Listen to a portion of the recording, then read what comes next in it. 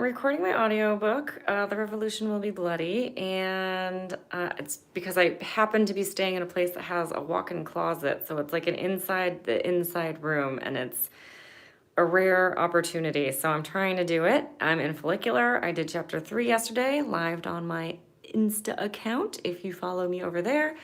I did chapter 4 this morning over on my Facebook account, and then I'm here today to do chapter 5. Theoretically, you could listen to the entire book if you follow me on these 3 platforms. So what I'm going to do is hit record. I'm going to walk into my walk-in closet, and then I'm going to set you up, and I'm going to start recording. So I'm going to hit record, and we're going to get on the way.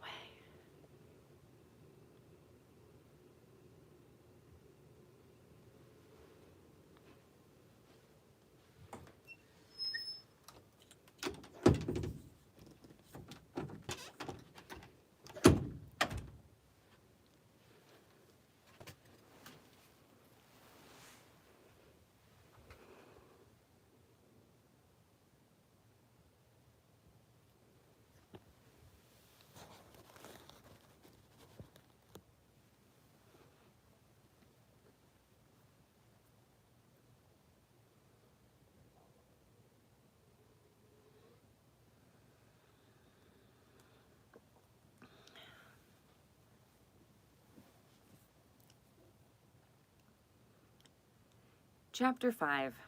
Charting is activism. Quote, when she bleeds, the smell I know change color. There is iron in her soul on those days. She smells like a gun. Jeanette Winterson, written on the body. What is charting and why bother? Charting is the daily process of checking in and noting the changes in your body. This tells you where you are in your menstrual cycle, among many other things, as you'll see. We'll talk more in the next chapter about what each phase of your cycle is and how to tell which one you're in. For now, let's talk about why charting is so important and why it's activism. I get a lot of pushback on charting, and it's understandable. It takes time that we think we just don't have because we're so busy. Plus, there's no immediate payoff, no instant gratification, so it's tough to care. We're programmed to get an immediate fix by popping a pill. We're used to instant acting, instant rebates, instant food, but those are really just instant excuses. What's really stopping us is the fact that it's hard to look at ourselves without judgment. And that's exactly what charting is, an opportunity to remove the judgment and practice observation. It's very similar to meditation. Those voices in your head aren't yours. They're the voices of our patriarchal society and of other people's opinions.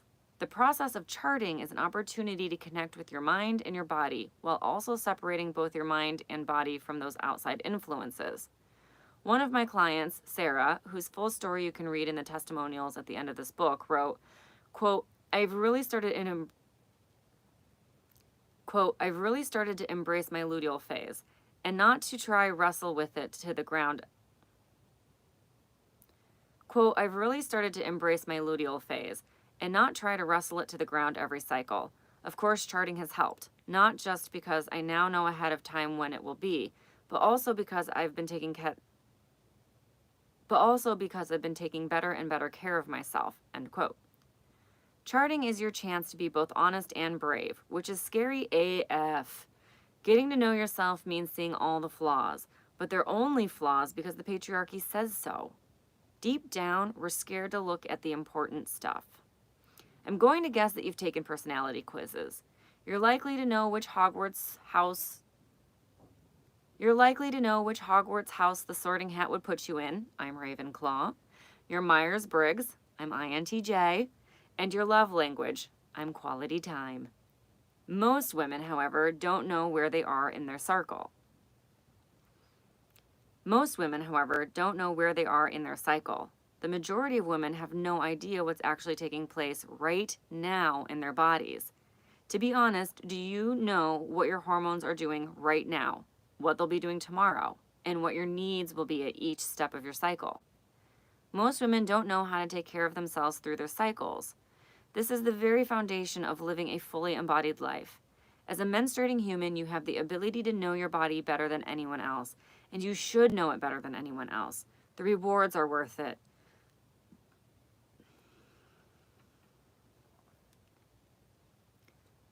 For example, sex with a partner is much better when you know what turns you on. But how can you truly know that if you don't know how your libido changes through the month? It's the same with your body's other needs. Unless you know how they change throughout the month, you feel like you're erratic and crazy. You're not. You've just been forced to live like a man. So you don't understand when your body will spring. You're not. You've just been forced to live like a man. You've just been forced to live like a man, so you don't understand when your body will swing from one direction to the next. In reality, it's very predictable. It's easy to know what's coming next. It's just that you haven't been taught how. Release the fear of knowing yourself so well. Release the fear of knowing yourself so well. Fear is just excitement misspelled. This process may be confronting at times, but through it, we can fall in love with just how freaking cool we are. Just like with any relationship, growing can be uncomfortable. And your relationship with you, which you'll grow by charting and learning your body, energy, and emotions, is the most important relationship you'll ever have. So stick with me. Charting isn't just about fertility. You're not learning to chart here for one specific thing. You don't have to use it to become You don't have to use it to become or avoid becoming pregnant. There's so much more than that here. Yes, of course, you can use this information for your fertility, but I'm challenging you to take it further and deeper, to be more badass, to make it, dare I say, witchy. Charting is a privilege, not a burden. When you take 2 minutes a day to chart, do so with gratitude. You have 2 minutes to do this. No matter how crazy your day is, you do. On really insane days, when I've only managed a few hours of sleep, it can be hard. But I also know that taking 2 minutes to chart and then 5 minutes to meditate will make me feel far better than those 7 minutes of sleep would have. When I'm in that frazzled space of unrelenting crazy, the simple, calming act of coloring, which we'll talk about later in the chapter, soothes the frayed ends of my soul. And if you don't know what that feels like, you've either never had stress, or it's been so long since you felt calm that you've forgotten what it feels like. And if you don't know what that feels like, you've either never had stress, or it's been so long since you felt calm that you've forgotten what it feels like. It's about being proactive around your cycle. When I was in my 20s, I dated a guy who woke up one day and said, "You're going to get your period soon." Shocked, I asked him how he knew that. He replied, "I turned into a little radiator at night a few days before my period." Somewhere deep down, I knew that to be true, but I hadn't consciously put it together. I didn't know myself. I didn't know the simple signs my body was giving off. That conversation was a giant wake-up call. How could I miss something so obvious? I knew that I got hotter before my period. I'd wake up soaked in sweat. I also knew that I spent the first few hours of each period in a cold sweat, dripping and shivering. To have someone else see and make the connection was a shock. It made me realize there was way more for me to learn and really get to know my own body. And this, charting, is how you learn. The ultimate goal is to get to know your body better than anyone else, better than your doctor or lover. It's to see the beauty that's held there, the power you've got, and to start putting it all together. When you do that, you fall in love. You'll start making tiny choices each day, all day, that are for you alone. This is when you truly start your self-care journey. That journey starts when you know what type of self-care you need and when each day you make the better choice. You don't do it for anyone else or because someone else said to. You do it because you know what feels good to you for your body. You do it because you know what feels good to your body and what makes her purr, and you choose to give it to her. This is being proactive instead of reactive. We'll talk about this more in the coming chapters, but I want to plant the seed in your consciousness now. When you don't know what's going on in your body, how things affect you, or you suspect something but you haven't actually observed it, you can only be reactive. You react to everything in and around you instead of proactively setting yourself up for the best possible outcome. It may sound crazy, but life is just a million tiny choices you make over and over again, day after day.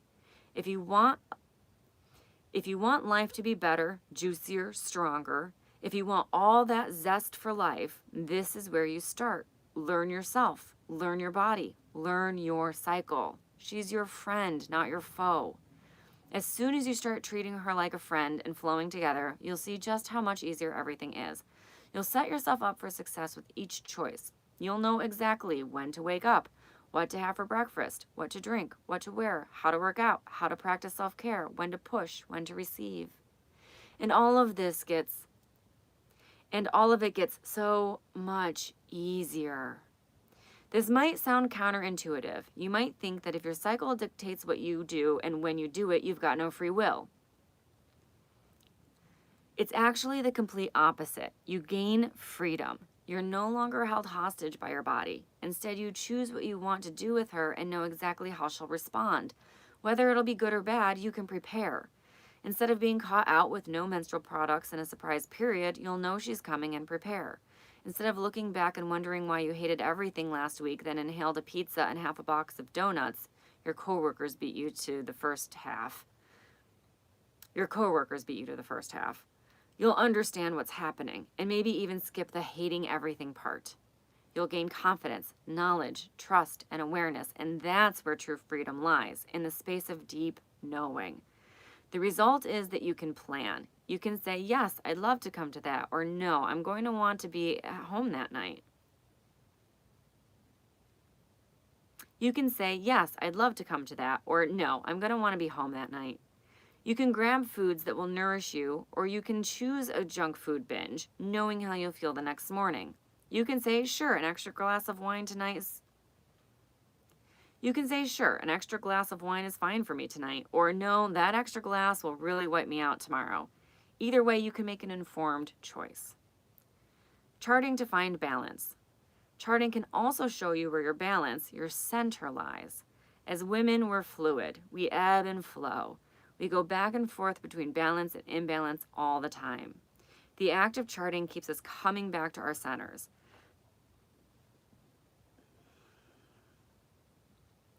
There's no way to set and forget our bodies. We can't just say, okay, this is what works and I'm done. I never have to check in again. We go from being teens with erratic hormones to our 20s full of fertility, to our 30s as we shift to lower hormonal levels, to our 40s in perimenopause, to our 50s becoming wise women after menopause. And through it all, our hormones are always shifting. There's not even including stress or life events that cause havoc. That's not even including stress or life events that cause havoc in our bodies.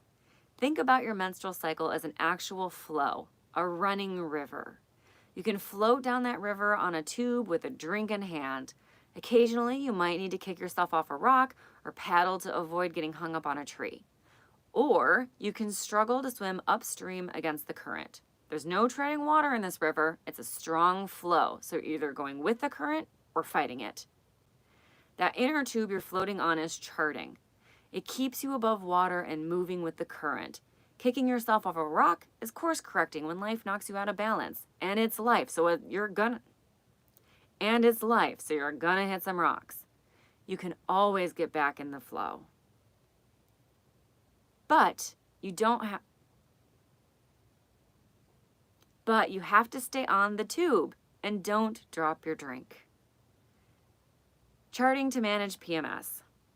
Often PMS is our first red flag that something is out of balance. Just a few of the signs can include moodiness, anger, sadness, being annoyed by everything, sore breasts, achy joints, headaches, fatigue, brain fog, cravings, depression or anxiety, bloating, digestive issues of all sorts, acne and skin irritations. All of these and more are signs of imbalance. Plus, if you're in business, you might find yourself wanting to start wanting to start over on your website, itching to redo your whole website, hating everything you've created, suddenly needing a new tagline or a rebrand, feeling like you're failing or like you're a failure personally, longing to pack a bag, shut down your business, leave and never come back. These two are all signs of imbalance. Sometimes getting back into balance is as simple as being aware of the problem. You recognize what's going on, take a deep breath, and then let that shit go. Sometimes, though, it takes more. It might take physically getting those excess hormones out of your body. You might need to boost your fiber intake, drink more water, or eat something that provides probiotics during the day. Maybe you need to stop doing something, stop the junk food, stop the running around, or literally just stop. Or maybe you need to manage your stress, legs up the wall pose, deep breathing, meditation, tapping, etc. In my experience, it most often takes a combination. It's important to figure out what yours will take because unchecked PMS turns into more. It's the red flag that tells you something harder to deal with is coming next. Bigger imbalances and bigger problems. I'm not saying that if you're PMS free, you've got no problems at all, but for so many women, PMS is where it starts. I can tell you how my period will go based on what happens the week before it starts. How? By charting, by observing, by learning the language of my own body. She tells me what's up, and yours will too. Just listen and then chart. Charting to manage fertility. One of the greatest threats to the patriarchy comes from women's ability to control their own fertility. A woman who doesn't understand her fertility is much more easily controlled. After all, women are generally the ones who take care of the children. It's much harder to get to a protest when you have kids. It's harder to go door to door for a candidate or make calls. Sometimes all the patriarchy has to do is call someone an irresponsible mother, and the shame is enough to enter activism. Just look at how hard certain groups of people are trying to keep women out of touch with their bodies and keep them pregnant. Look at measures like the new legislation that basically outlaws abortion by making doctors who perform them liable for jail sentences up to 99 years. The abstinence-only programs that have been proven to increase rates of teen pregnancy compared with sex ed, even if the education is incomplete, it's at least something. Other legislation that makes it harder for women to access many forms of birth control. Other legislation that makes it harder for women to access many forms of hormonal birth control by classing them as non-therapeutic abortions and removing them from insurance coverage. I don't advocate for hormonal birth control, but I don't believe taking away is the answer either. Having unwanted children can prevent women from working, getting a higher level job, or going back to school. This keeps so many women stuck in relationships that keep them down. I acknowledge that hormonal birth control was a huge liberator when it first came out. It felt like we were finally in charge of our bodies. The problem is that access to hormonal conception is a two-edged sword. We'll talk more about the downsides to hormonal birth control later in the chapter. For now, let's focus on the part we all missed in our pursuit of freedom and equality. We can control our fertility without drugs or hormones. We can do it by learning our bodies and our cycles, and then sharing that knowledge with each other. We went from knowing all about our bodies in pre-burning days to suddenly knowing nothing. What made hormonal birth control a savior? That made hormonal birth control a savior, but it meant we could skip learning about our bodies again. We skipped a solution that would give us power and that no one can take away. Look, charting isn't a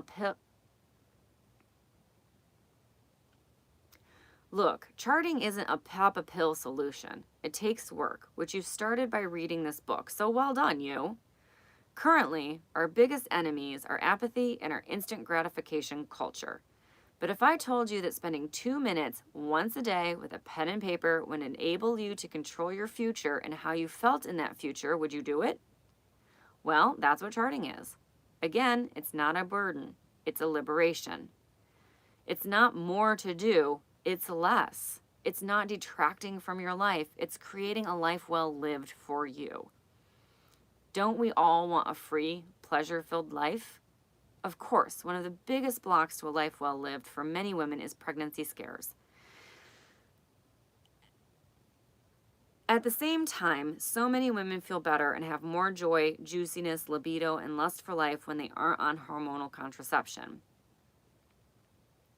They don't want to get pregnant, though, and other than condoms, they have no idea what to do.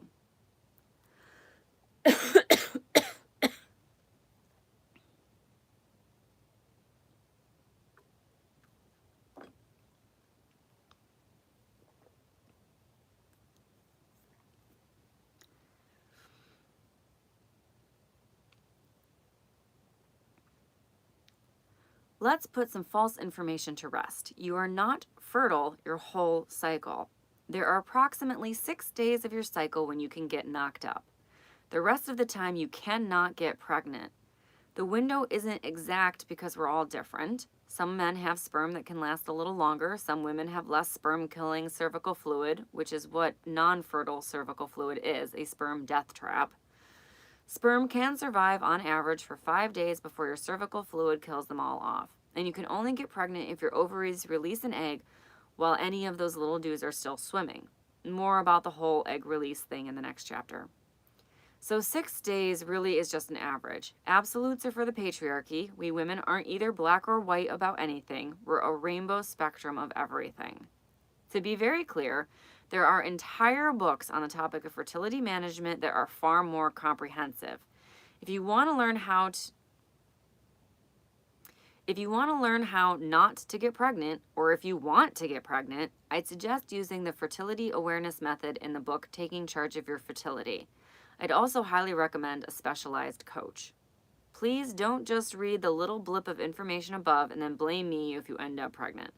I just want you to start shifting your view of what's really happening in your body so you can stop giving your power away to men, doctors, pills, everything and everyone but you. Take your power back.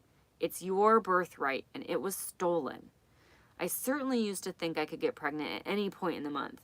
I went on to birth control in high school, even though I didn't start having potentially pregnancy-creating sex till college. Once I did, though, I insisted on condoms anyway because a pregnancy would completely derail my dreams of a dance career. Once I did, though, I insisted on condoms anyway because a pregnancy would completely derail my dreams of a dance career. I knew that would disappoint my parents, my teachers, everyone. My life would be over. No pressure. No one's harder on me than me. Patriarchy. One day a condom broke and I thought, that's it, I'm going to get pregnant and it's going to be all over. I didn't know that birth control suppresses your ovulation, putting you in a state of menopause, so there's no fertile phase at all.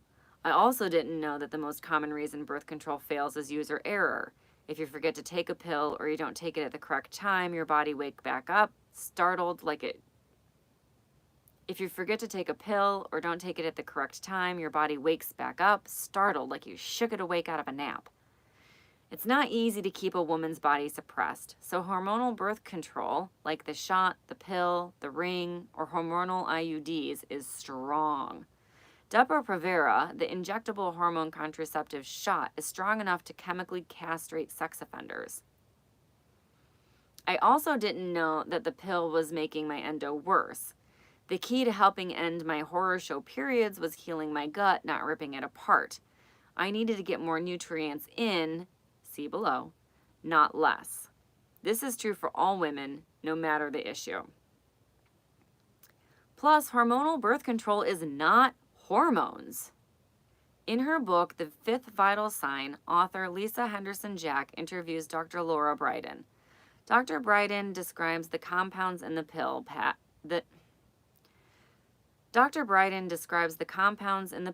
patch, and implant as, quote, Franken-steroid drugs, end quote, that, quote, are not even hormones, end quote. She then adds that, to be fair, your doctor, we've all been duped about them.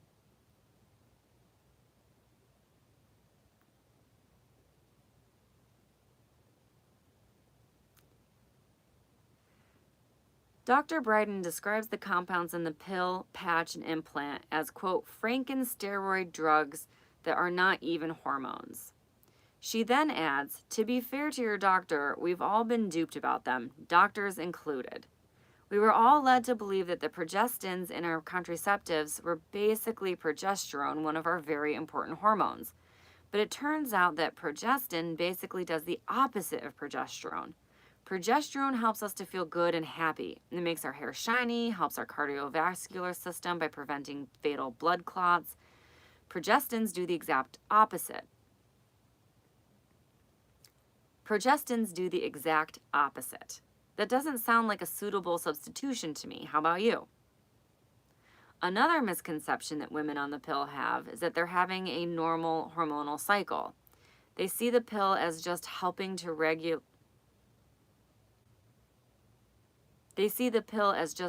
balance their hormones, with the bonus of preventing any baby making. In reality, hormonal birth control doesn't balance our hormones, it turns them off. And in the process of doing so, it causes real damage to our bodies. There are a wide range of side effects listed on the package of any oral contraceptive pill.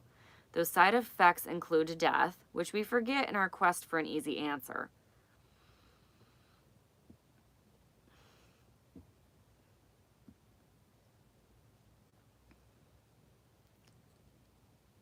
Our doctors don't really explain the risk-benefit situation either, so we don't think of it as a real drug. There are also a whole range of side effects that aren't listed that I've seen over and over again. Those synthetic hormones deteriorate your gut lining, killing your good bacteria and making it hard to absorb the nutrients you need from food. It leaves you low on minerals and vitamins and stops you from making progesterone, which keeps your bones strong and support your cardiovascular system. Currently, there are no long-term studies on the safety of hormonal contraceptives. Despite this, doctors have told us that it's perfectly safe to be on them for our whole menstruating lives. I can't help suspecting that soon we'll start seeing the long-term effects of birth control, though. An article that came out recently stated that there's, quote, no medical reason for women to have a period, end quote. Yes, there is. Our cycles are an important part of our health. As mentioned a couple of paragraphs back, we need progesterone to keep our bones and cardiovascular systems strong and healthy. And okay, shiny, full hair might not be a health concern, but dull, thinning hair is a sign of illness. The other key hormone in our cycle, estrogen, also gives us energy, thickens our vaginal walls, and makes us The other key hormone in our cycle, estrogen, also gives us energy, thickens our vaginal walls, and makes us all juicy for great sex, among other things. More than that, depression and happiness are both affected by our reproductive hormones. So there are real mental, emotional, spiritual, embodied, powerful reasons to have our periods. And I mean real periods, not withdrawal bleeds, which is what the blood that comes from your sugar pill week is called, because it's not actually a period. We need real ovulatory cycle bleeds. Fun fact, birth control can actually change who you feel attracted to. On birth control, you tend to feel attraction to someone who's nurturing, but not necessarily a good genetic match. When you come off of it, your body starts looking for a diverse genetic match to prevent inbreeding. It takes gene diversity to have a strong, healthy child, and we're all stronger when we're diverse. If you want to know more about hormonal birth control, I highly recommend Sweetening the Pill by Holly Grigg-Spall. She's a brilliant, passionate advocate for education and for women. And if you're ready to finally get off hormonal birth control, I highly recommend finding a coach who specializes in this. You can have pleasure, feel good, and manage your fertility without drugging yourself. You can take your power back, and you can do it through charting. Why I recommend old school charting. We've talked a lot about why to chart. Over the rest of this chapter, I'm going to talk about how. And you'll see that I recommend charting on paper. Why would I do that when there's literally an app for that? I have a few reasons. 1, with an app, you miss making intuitive connections. When an app tells you what you should expect to feel when, you subconsciously assume it's right. So rather than tuning into your own body to see how you actually feel, you're swayed by your expectations. The information doesn't sink in as well. 2, the information doesn't sink in as well. When I ask women who use apps when their last period was, they have to look at their app. When I ask women who paper chart, more often than not, they're pretty close to right without looking. When your doctor asks you when your last period was, do you have to look it up? 3. I've seen women lose all their data. Apps crash and glitches happen. It's technology. 4. You can't see it all on an app. You can't see how your whole body wellness is and how everything relates to everything else on an app. You can see your whole month, and when you can see your whole month and body on one sheet of paper, though, you can make those connections and see how different things affect your body. 5. You can see a whole year laid out really easily, and it's incredible. You're just going to have to trust me on this one. I wanted to make charting more fun, though. When I first started charting, there were no apps. Charting was literally something you did on graph paper on a homemade spreadsheet. It was miserable. After a while, a few women started making prettier templates, which is nice, but it was still a graph chart. I wanted something that made charting fun, creative, engaging. So I took all the information that I knew needed to be tracked to create a fully rounded daily overview. Then I asked artists if they could create a mandala that would fit all this data into a single sheet. Several said no, but one brave woman, Chantel Valerie, gave it a try. She loved the idea enough to figure it out, and she's gone on to create slightly different charts every year. Now both of our communities collect all the different charts. I'm not saying that graph charting is no good. It's still the most straightforward way to chart. So if that appeals to you, don't let me stop you. For many of us, though, this is just so much more fun. And if you have kids, they can color with you. I know for myself that anything I can color is immediately more fun for me. With my system, you'll just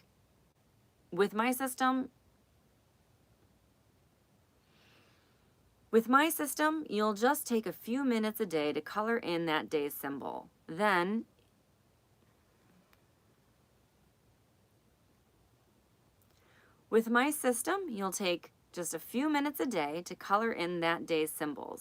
Then, each day after you've filled the mandala out, take a step back and look at the full picture.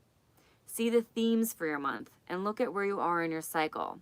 Once you've got data for a few months, look back and see what the current day looked like in previous months and what the coming days looked like in the past. Start anticipating your needs and act instead of react. I could go on and on here, but this is exactly what our Facebook group community is for, so please join us there. The link is in the next steps section at the end of this book and on the book's bonus page at theperiodcoach.com/bonusrevolution. How to chart Stasha style. Before you do anything else, download your charting mandala for free on the bonus page above. That file you download will contain your fan mandala plus an explanation of what each symbol means and a legend so that you can choose what colors you'll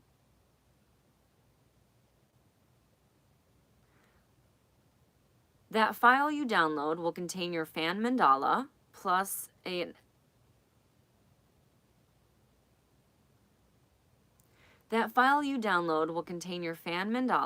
plus an explanation of what each symbol means and a legend so that you can choose what colors you'll use to mean what. Once you've printed your mandala out, grab your colored pencils, markers, glitter gel pens, and join me here. In the meantime, though, you can see a smaller version of the mandala below. Ready? You're about to become a full-blown rebel.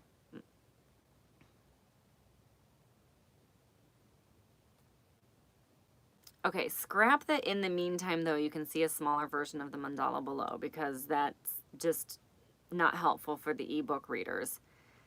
Instead, let's start recording again here. Pause this recording, go print out your mandala, and bring it back.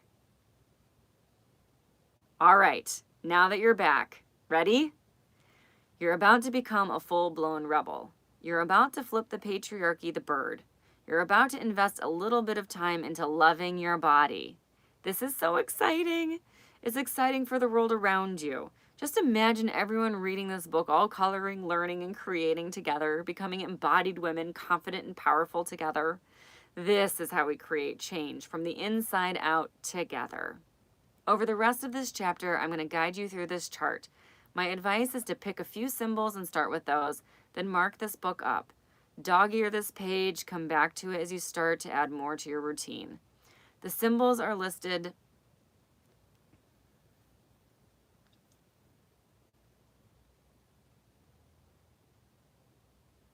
Delete dog-ear this page.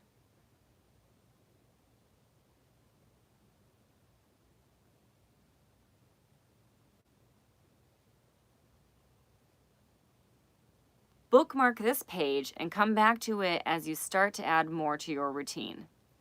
The symbols are listed from easiest to hardest, so start with a few easy ones. Get used to the process, get into the habit, add in a new one or a few new ones once you're comfortable with the first few. Then keep on adding until you're coloring them all. I recommend adding charting into a routine you already have. Evening is a really popular choice with my clients. They often chart right before they brush their teeth and climb into bed. Maybe they're doing a gratitude list or an evening journaling already, so charting becomes part of their bedtime ritual. There's a difference between ritual and routine. Routine is something you do by habit. There's no thought, it's just done. Ritual, on the other hand, is conscious. It's something you do with awareness. It doesn't have to be hard, but you need to bring your attention to the present moment. If you miss a day of charting, that's fine. In fact, if you miss a week, that's fine too. Don't let that stop you. The biggest mistake I see women make is saying, oh, I missed X amount of time. I'll just wait for my next period and start over. Don't do that. Fill in what you can remember as best you can and keep going. Start today. Don't wait for your period to begin. Start right now. You can start a new mandala when you get your next bleed. Print out a whole stack of mandalas. 13 should last you a year. Let's get started. Side note, don't stop here. If you're waiting to print, just keep reading. You've bookmarked this page already, right? The next few chapters will blow your freaking mind. So I don't want you to put this down and never come back to it. We've all done that at some point. Don't do it this time. The charting mandala, a quick overview. Your mandala as a whole will look like the fan.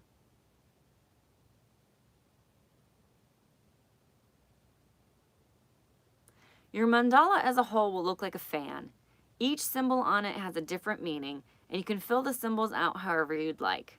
I want you to color in the different symbols with colors that hold meaning for you. Over the years, women, myself included, have taken it up a notch, including numbers or drawing inside a symbol to add extra layers of meaning or to clarify. There's no one right way. We're all different. And what works for you is what matters. It might take a bit of experimentation to get it right for you. There will be ups and downs as you go through this. There will be ups and downs as you learn this, and that's okay. Charting moon phases. The moon. This symbol tracks the actual moon in the sky. It's the easiest one to start with because you don't need to do anything but look up. You can grab a moon app or you can grab a moon phase app. I prefer looking up and enjoying the beauty of the moon, but sometimes it's just not possible. We track the moon because, as we talked about in chapter 3, the connection matters. She's our primary guide when our cycles aren't regular and or we move through the puberty and menopause gateways. Also, remember how the word we use for menstruation has moon roots. Our cycles and the moon have been connected since the beginning, so we track the moon from new to full and back again as she ebbs and flows throughout the month. When I was a bartender in New York City, we arranged an extra set of hands, a second bouncer, for example, to manage the full moon chaos. A friend who ran an ER also had extra nooses. A friend who ran an ER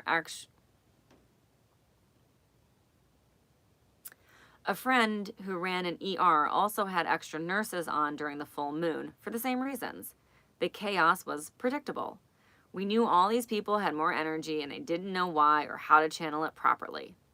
I color in the shadow on the moon symbol with a black colored pencil. You're welcome to try that or something else, just so long as you can look at your chart and clearly see how the moon waxed and waned and when it was full and new. I also write full and new over the moon on my chart when I start each new chart. It's great to see the moon phases coming, especially if you noticed having more or less energy during the different phases. You can then anticipate how you'll be feeling in each phase. Charting your energy, the crescent and flame. The connection between the moon phases and our energy levels is why there are a crescent and flame symbol around the moon. They represent energy and make the connection between the two. They represent energy and make the connection between the two easy to see clearly. We all have more and less energy at different times throughout the month. Some days we can climb a mountain, other days we're buried under the covers. The symbols will show you just how you're feeling from day to day. This isn't about your mood, that's down the chart. It's just about how much energy you feel. This is important for a whole host of reasons, including seeing what's real. We don't often have realistic memories of a day. We don't recognize everything we actually accomplished. Instead, we judge ourselves based solely on what we didn't do. Instead, we judge ourselves based solely on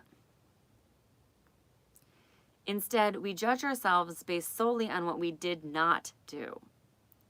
Most women have less energy in the week or two preceding their period, and for a day or two after ovulation. When you know how you flow, you can plan for it. If you know that you get really tired 2 days after you ovulate, you can plan a low-key day for yourself. At the very least, you can avoid canceling on people last minute because you're just too wiped out. I block out sections of my calendar for about 3 days before and after I expect my period. This way, I know I won't end up with a whole day full of clients that I'm too exhausted to be present for. That serves both my clients and me fully. You can RSVP to things better too.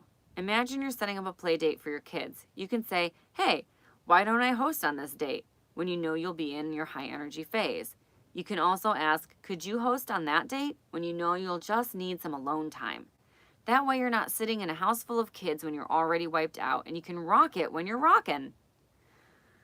When you're coloring this part of the chart, ask yourself, did I feel energetic today? Did I feel less than present or even run down? Maybe you climbed a mountain today or spent hours really knocking out your to-do list. Or maybe you took a nap or even spent the whole day in bed. Regardless, this is the place to note it. Incidentally, those are all totally valid ways to feel, and you should feel them all at some point across your whole cycle.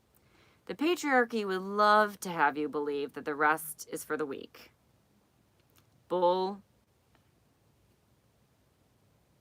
patriarchy would have you believe that rest is for the weak. Bullshit. The whole planet rests every winter. Animals rest regularly without shame. All living beings need rest. Hibernation is good for us. The most basic way to use these symbols is to pick a different color for high, medium, and low energy. High energy is when you're focused and present. You're aware and not foggy. Perhaps you got a workout of some sort in, or some outdoor time, or something similar. Maybe you cooked up a storm all day. Whatever you did, even if it was sit at your desk, you did it with awareness and you felt good. Medium energy is for those days where you felt a bit foggy or daydreamy, but you still made progress. Maybe you took a longer lunch or daydreamed. Maybe it was harder to keep focused at work, but you still managed to get things done. Maybe you even had a short power nap and returned to the day refreshed. Low energy is those heavy days. It's nearly or completely impossible to focus. You just want to Netflix and snack. Maybe you took a nap or even spent most of the day napping. You can use more than one color here as well. I often need a nice long nap in the day or two before my period and on the first day or two of my period. On those days, I color in both the crescent and the flame dark blue, which is my low energy color. Again, use whatever color works for you. I have a client who uses orange as her low energy color. As I move into my follicular phase, more about this and the other phases in the next chapter, I start using a lighter blue, my medium energy color, usually in combination with the dark blue. I'm finally getting my energy back, but I still want to take it easy. Finally, I bust out the orange, which is my high energy color. That's the total opposite of my client. Often, as I move from my menstrual to my follicular phase, I'll color the crescent dark blue and the flame light blue, and then the crescent light blue and the flame orange, and then both orange. This helps me see that my energy was rising until I was fully high energy again. As with everything on the mandala, make this your own. Charting your digestive health, the fan. Another really easy one to start with is the bottom of the fan. This represents your digestion. It's basically where you track whether you pooped today. If so, was it a good poop? Track this because you need to poop. It's how your body gets rid of excess hormones. And girl, they need to go. And girl, do they need to go.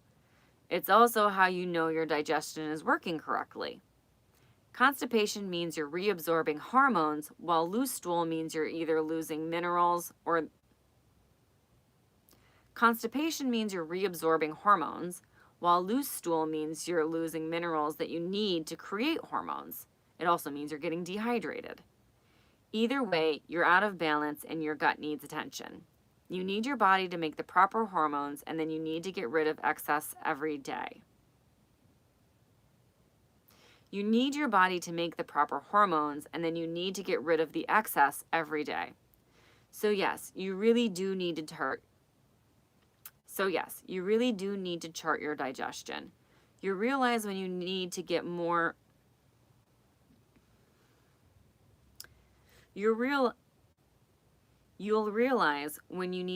moving fermented foods into your diet, more fiber, more water, etc.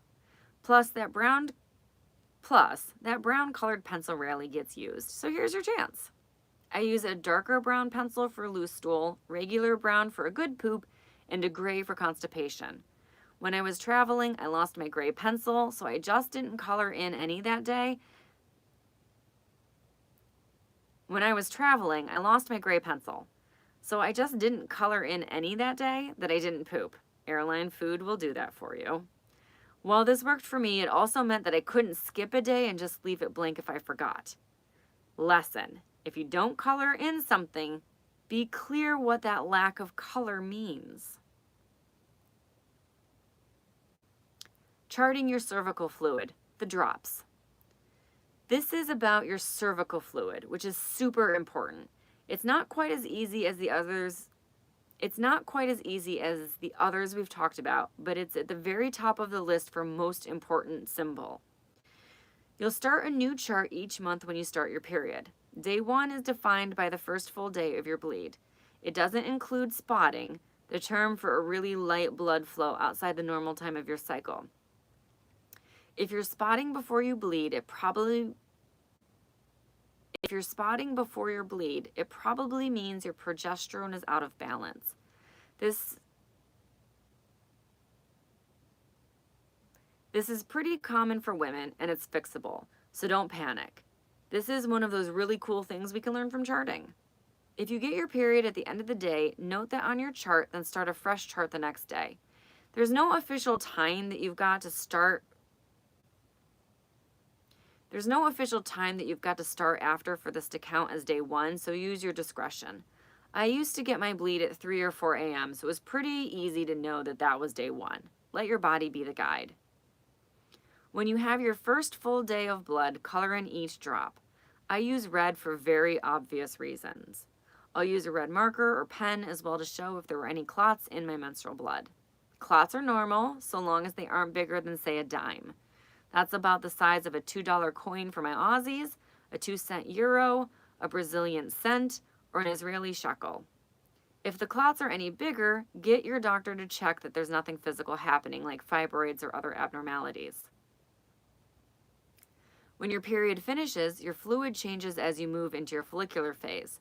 This lasts on average for 7 days, during which your cervical fluid will become more cloudy, sticky, tacky, or even cottage cheesy.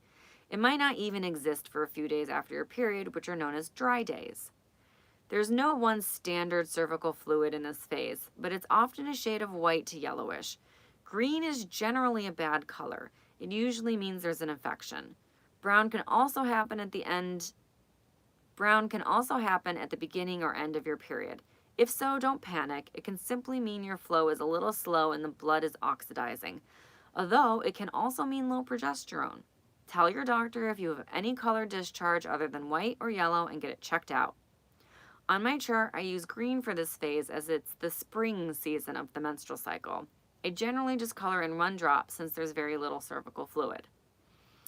Then, when you ovulate, your cervical fluid becomes slippery and stretchy. It will look like a raw egg white, and when you pull your fingers apart, you'll see the fluid on them stretch. This kind of fluid is usually clear, but it can be cloudy. This phase only lasts 3 or 4 days for all women. This is why, as we talked about earlier in the chapter, you're only fertile 6 days out of the month. Make sure you note when you've got this beautiful cervical fluid. I use the color orange for this as it's the summer phase of the menstrual cycle. Lastly, you'll have 1 to 2 weeks in your luteal phase when the fluid will change again. You'll see your cervical fluid getting dry and cottage cheesy and turning white, maybe tinged with a little yellow. It may feel crumbly or sticky. This is all totally normal and is one reason why using lube is a super great idea during any kind of insertion, play, sex. I use purple for this phase on my chart. While the seasons are late summer and fall, this is the time when we should all be treating ourselves like royalty, and purple is the color of royalty. So for me, coloring with purple reminds me that this is the time to take extra good care of myself.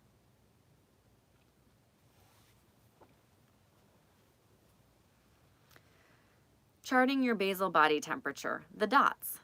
This is your basal body temperature space, your BBT. Traditionally in charting, this is used to confirm ovulation, but there are more uses than just knowing you've ovulated. You can anticipate your period and see if your thyroid goes astray or if you have an infection too. To confirm your ovulation, you'll see your ovulation cervical fluid. Then, the next day, you'll see your basal temperature spike about 1 degree and stay high until the morning on which you get your period. How fucking cool is that? I often feel like I'm going to get my period for a few days before I actually do. Even if I don't wake up bleeding though, if I see my temp dropped overnight, I definitely make sure I'm prepared. I'll put on my period underwear or a cloth pad before I leave the house. Your BBT will generally range from the high 96s to the high 97s, or 36 to 36.5 Celsius. When you've ovulated, you'll see this rise by about 1 degree. If yours is outside that range, definitely read the case study about thyroid and infections.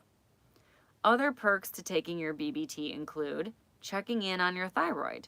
If your temp is in the low 96 Fahrenheit, 35.5 Celsius or lower, you need to have your thyroid checked. You may have either hypothyroid or Hashimoto's, or if your temperature stays high throughout your cycle, you may have hyperthyroid or Graves' disease. Giving you warning of illness. If your temp spikes higher than normal, you know you're fighting something off. Telling you if you're not ovulating. If you don't see a spike that stays high until your next bleed, you aren't ovulating.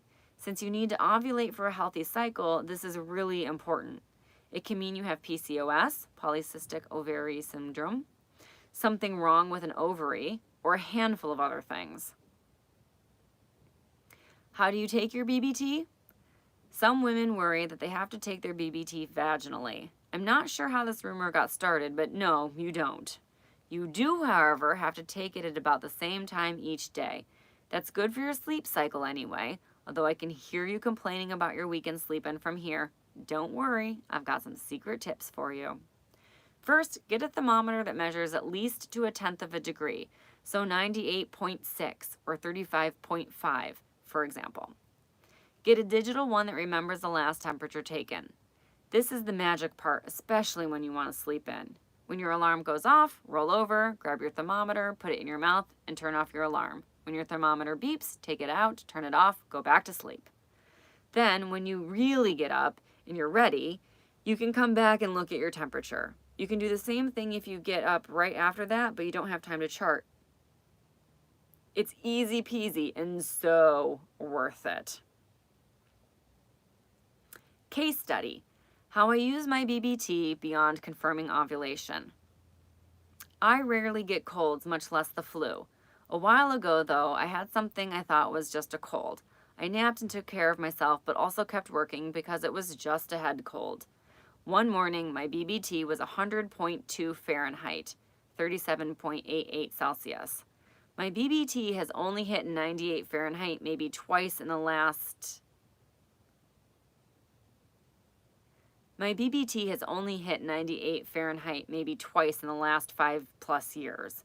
So I realized I was way sicker than I thought. I legit had the flu. I called off my client meetings, grabbed extra jars of bone broth out of the freezer, and loaded up on my immune boosters. Then I spent the next 3 days in bed just taking care of myself. How much worse would it have been if I had just kept going because it hadn't really hit the worst of my symptoms yet? What if I'd pushed just one more day?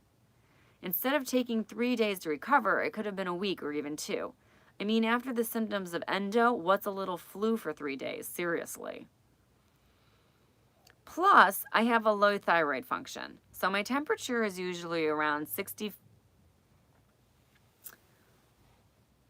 Plus, I have low thyroid function. So my temperature is usually around 96.5 Fahrenheit until ovulation, and then it hits around 97.7 afterwards.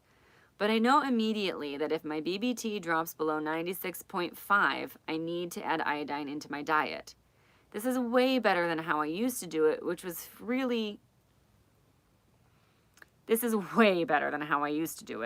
feeling really freaking tired before I realized, oh, I need some extra iodine. So yes, there's far more to charting your BBT than just confirming ovulation. I really encourage you to go for it. To track my BBT, I color in 1 dot for each 1/10 of a degree. My bottom dot is 96.5, the next one from there is 96.6, and so on. I use dark blue for anything in the 96s, green for the 97s, and red for 98s.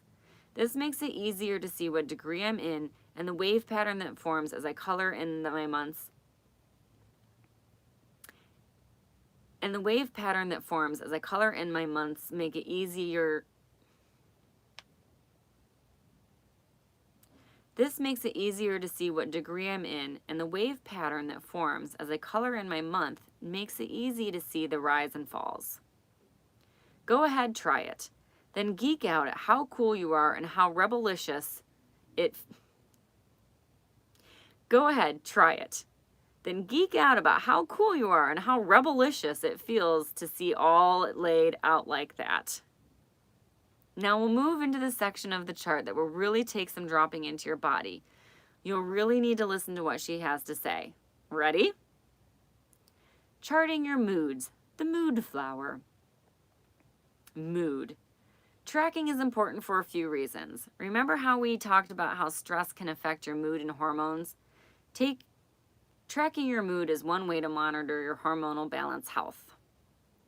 Mood tracking can also help you see patterns, especially in the week before your period, during the first few days of bleeding, and around ovulation.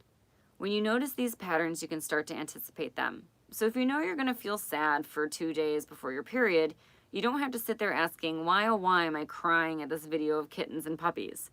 You know exactly why, and it's okay. In fact, maybe when you realize this, you know it means you're about 2 days away from your period. So you'll get up and go put an extra menstrual cup in your purse and lay your comfy black underwear out for the next few days. Or maybe you'll discover you feel extra flirtatious around ovulation and start scheduling your dates for around then. This is also your chance to step back and think about your day. How did you feel? Happy, sad, angry, loving? What you want to track is up to you. Whatever it is, pick colors that represent those emotions to you. I like to know if I feel introverted or extroverted, and you may want to try that too. I also chart anxiety. It comes up for me often right before my period or when I'm not taking proper care of myself. It was through charting I realized that my body was afraid of my upcoming bleed. My premenstrual anxiety was similar to PTSD. My whole body tensed up as if to brace against the incoming storm. There's no way to heal in fear. And being able to see that pattern helped me change it. I started tapping each month before I got my period. I reminded my body that it would be okay, and that we could relax and enjoy our bleed. You can't improve or change what you don't know is happening, though, and this is a powerful opportunity to see your patterns. Again, release the judgment. It's not about judging. It's about observing your way to powerful realizations and lasting change. I've had so many clients over the years who've learned how to shift their moods. I've had so many clients over the years who've learned how their moods shift through the month. I've saved a marriage and improved the sex life of women. See Amy's case study coming up later. And my ladies, including me, have created happier relationships and better working environments and have collectively released so much bullshit that was no longer serving them. So what moods do you want to track? What colors do you associate with them? Some see red as anger, others as love. Pick colors that resonate with you. And remember that you can always change your mind. Add some things, subtract others. Your chart is your art. You decide how to track it. Charting your diet, the apple. This symbol represents food and consumption. If you've battled eating disorders and this feels like it'll trigger you, you can also use it for different kinds of consumption. Consider using it for meditation, reading healing books, spending time with loved ones, or perhaps taking your vitamins or supplements. You have the power to make this as healing as you can, and permission to do whatever's best for your mental health. I certainly don't intend this as a weight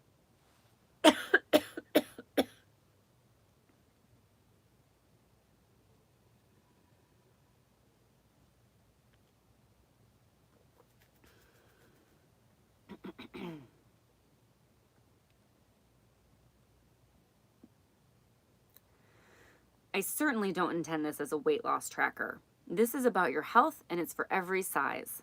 However, most typically, this space is for you to see how you're eating. It's important because our food is very literally what we're made of. Our hormones, our cells, everything. To have a healthy cycle and body, it's important to fuel ourselves well. Using this symbol will also help you see the connections between what you eat and your mood, energy, symptoms, digestion, and even cervical fluid, libido, and self-care. But again, this is not a place to punish yourself. When I was trying to figure out how to reduce my endometriosis pain, I used this space a lot of different ways. I tracked different things so I could see their effects each cycle. I spent one cycle tracking my sugar intake. The more sugar I ate, the more pink I colored in with. That showed me how sugar affected my PMS, moods, cramps, and migraines. Turns out I had quite the effect. Another thing I track is booze. I do this for two reasons. First, it's inflammatory. An endo is an autoimmune disorder, so First, it's inflammatory. An endo is an autoimmune-like disorder. So inflammatory things are not good. Another reason is that there's approximately 30 to 50% increase in breast cancer risk from an intake of 1 or 2 drinks a day. My sister has beaten breast cancer twice. My aunt had a scare. My grandmother was diagnosed in her late 30s and died in her early 40s. So I'm very conscious of reducing my risk. That's why I like to track how much I'm drinking. Other things to think about here aside from sugar and booze include gluten, dairy, especially cow, aside from grass-fed butter, soy, processed foods. I use a different color for when I eat out versus cook, even though I'm still gluten-free when I eat out. Water. Are you drinking enough? Caffeine. I'm not telling you to live an austere life. That's not the point of this. The idea is to see how different things affect you so that you can then make informed decisions about when and whether to consume them. There are definitely times that I choose to indulge and other times I choose not to. Just pick one thing and see how it impacts you for a cycle or two. Then listen to your body. You'll be surprised, but she knows what she needs. To track, pick a color that says healthy to you. To me, green is an obvious choice, so it's the one I use. Then if you decide to track something extra like eating out, pick a different color. I use teal. So when I go out to dinner, my apple will be 2/3 green and 1/3 teal. Now there are a ton of ways I've seen women do this too. Just pick something and get started. Charting your self-care, the flower and the heart's crown. These symbols are for your symptoms and self-care. Each symbol is made up of several smaller elements, so there are different things you can color in here. My suggestion is to start by picking colors for symptoms you know you have. Do you generally have mood swings, cramps, headaches, bloating, etc.? Whatever seems to come up each month, pick a different color for each one. Personally, I use the heart to chart my symptoms. Had I been using this chart when my endo was in full swing, I would have colored in every single part of this heart bubbling flower crown just for my symptoms. And it's okay if yours looks like that. Now, however, I use magenta for that pre-cramping pressure. I used to use red for full-blown cramps, but they're very unusual now. I use green for headaches and dark green for migraines. I'll color in one heart if a symptom is mild and 2 or more if it's more intense or lasts all day. Next, look at your self-care practices. The more you invest in your self-care, the fewer symptoms you'll have. I use the flower crown to track this for myself and find the more I color here, the fewer hearts I have to color. Note, self-care does not have to mean expensive, fancy massage. Self-care does not have to mean expensive, fancy massages or treatments. It can, but I'm talking more about the sustainable everyday choices you make, which add up to self-care. This is about how you start your day, how you fill it, and how you end it. That kind of self-care. Again, there's a difference between mindless routine and intentional ritual. It's about consciousness, awareness, and self-love. It's about how you speak to yourself, even in your own head. Practices can be anything from meditation to brushing your teeth twice a day, or maybe better yet, flossing. Pick a color for each of your practices. I use pink if I've stretched, foam rolled,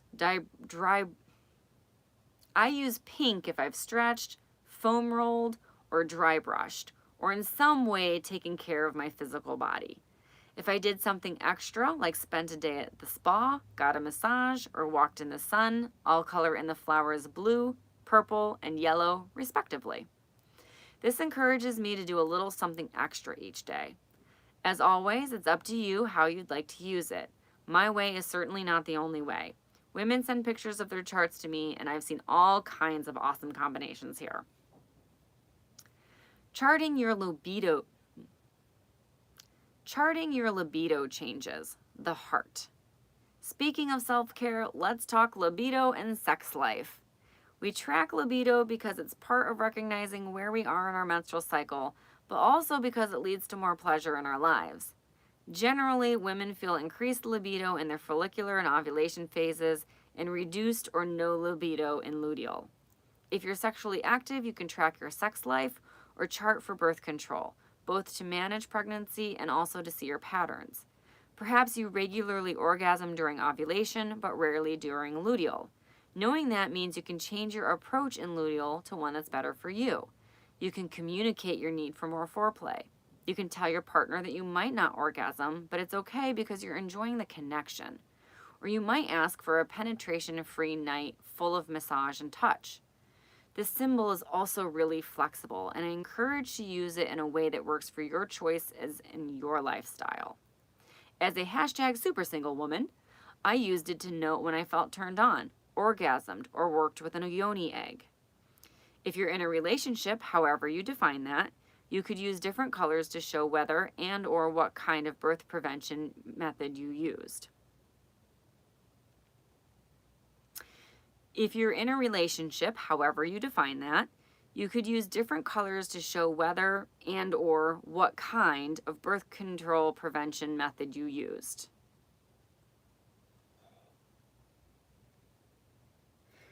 If you're in a relationship, however you define that, You could use different colors to show whether and or what kind of birth prevention method you used.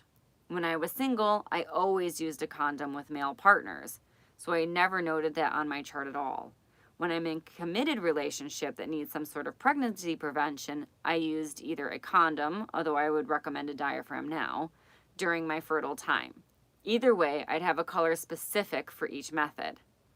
It's incredible to look back and see just how your libido has been affected by your life and how your life has been affected by your libido. Seeing when you orgasm and the moods you have the next day are pretty freaking clear. Orgasm is an effective form of hormonal balance. Seriously.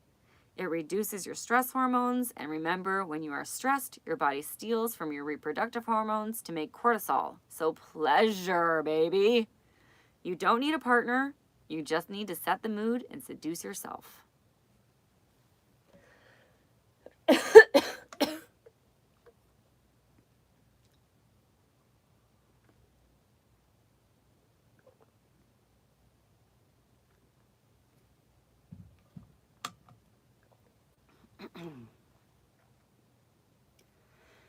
Charting your cervical changes, the star. Lastly, we come to your cervix. This is important for charting for fertility. This is also something I think every woman should try to chart for at least a few months. That said, you don't need to do it right away unless you're charting to prevent pregnancy or make a baby. There are 3 major nerve endings in your cervix that are super important for being turned on and orgasming. Yes, women can have cervical orgasms as well. For my woo crowd, we hold trauma in the cervix, especially womb trauma of any kind, from sexual assault to miscarriage. Learning to understand and even massage our cervixes can be a big step in repairing our relationship with our bodies. That said, charting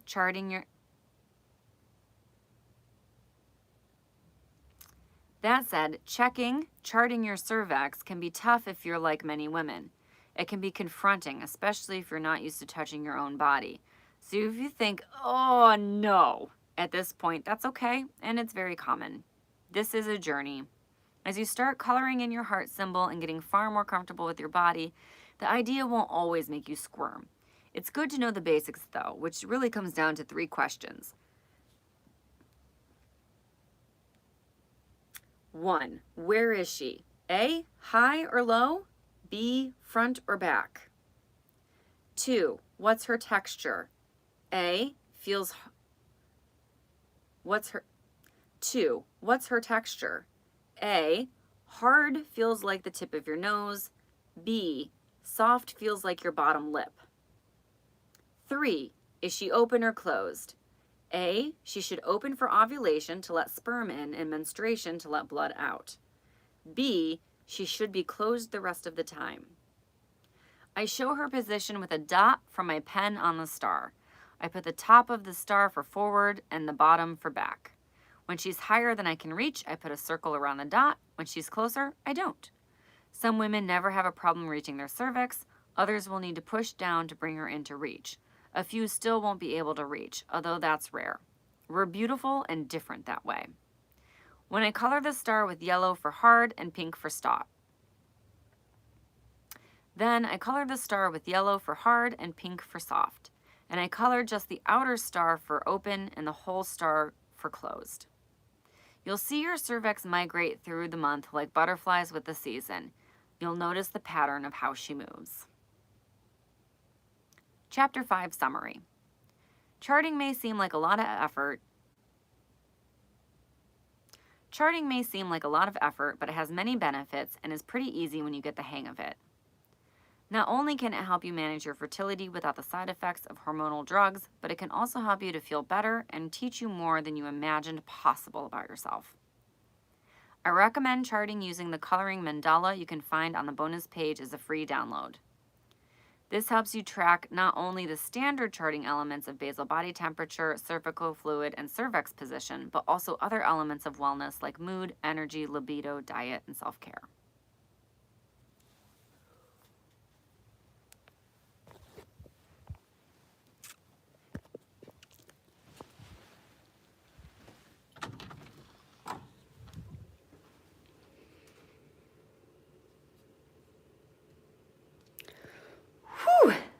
long one. Thank you for going on that journey with me. That took us over an hour. So yeah, it's been a hot minute. I am going to go finish drinking that throat coat tea and take a little break. But thanks for playing along with me, everybody. Mwah.